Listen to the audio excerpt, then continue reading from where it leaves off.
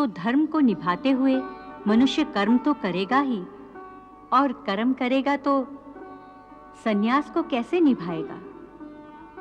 देवी, यदि आप समझती हैं कि सन्यासी होने के बाद कर्म छूट जाता है, तो आपने भगवान श्री कृष्ण के उपदेश को समझा ही नहीं। हाँ प्रभु, बात स्पष्ट रूप से मेरी समझ में नहीं आ रही है, इसीलिए मैं आपसे समझना चाहती हूँ। देवी, ऐसा नहीं है जैसा आप समझ रही हैं।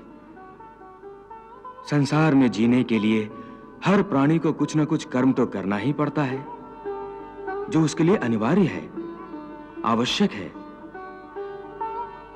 जैसे पेट की भूख मिटाना हर जीव के लिए अति आवश्यक है, यहां तक कि अपनी पेट की आग बुझाने के लिए सन्यासी भी भिक्षा मांगकर गुजारा करता है। अर्थात ये कि कोई भी कर्म से मुक्त नहीं हो सकता। परंतु यदि भगवान श्री कृष्ण की शिक्षा को समझ ले तो मनुष्य कर्म करते हुए भी कर्म से मुक्त हो सकता है। प्रभु, कर्म करते हुए कर्म से कोई कैसे मुक्त हो सकता है? जैसे स्वयं भगवान श्री कृष्ण। हाँ देवी, मानव अवतार में भगवान श्री कृष्ण का जीवन और आचरण समस्त मानव जाति के लिए संसार में रहते हुए सन्यासी होने का एक उत्तम उदाहरण है। उन्होंने संसार में रहते हुए धर्म समझकर कर्म किया, जय पराजय अथवा फल की चिंता कभी नहीं की। इसलिए जब आवश्यक हुआ युद्ध भी किया, कभी हारे कभी जीते, परंतु उनके चेहरे पर वही मुस्कान और उनके हृदय में वही शांति रही।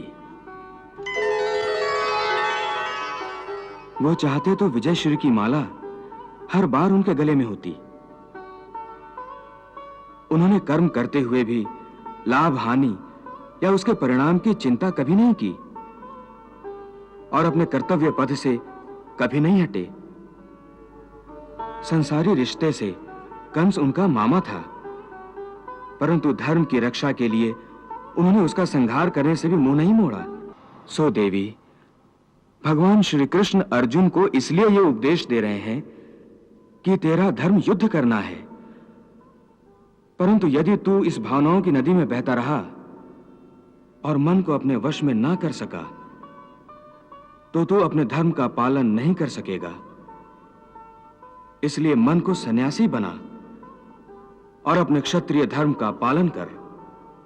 हे केशव, एक तरफ तुम सन्यास की बात करते हो, सन्यासी की भांति सब नाते रिश्तों के बंधन को तोड़ने को कह रहे हो, और दूसरी ओर मुझे कर्म करने को कह रहे हो। ये दोनों बातें विरोधी हैं। तुम जानते हो कि मनुष्य जब कोई कर्म करता है तो उस कर्म का कोई कारण होता है, कोई प्रेरक होता है जिसकी प्रेरणा से मनुष्य कर्म करता है। कोई भावना तो होती है जिस भावना की पूर्ति के लिए मनुष्य अच्छा बुरा कोई भी कर्म करता है। अर्थात कर्म की जड़ में एक भावना होती है और भावना की जड़ में कोई ना कोई रिश्ता होता है, क्योंकि किसी ना किसी रिश्ते की जड़ से ही तो भावना पैदा होती है।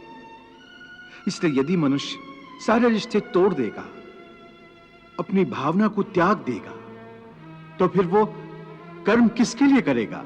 अपने धर्म के लिए। धर्म के लिए? हाँ, अपने धर्म के लिए। अर्थात धर्म के लिए भावना की आवश्यकता नहीं होती? नहीं, धर्म के लिए भावना की नहीं, बल्कि अपने कर्तव्य के ज्ञान की आवश्यकता है। वाह प्रभु वाह।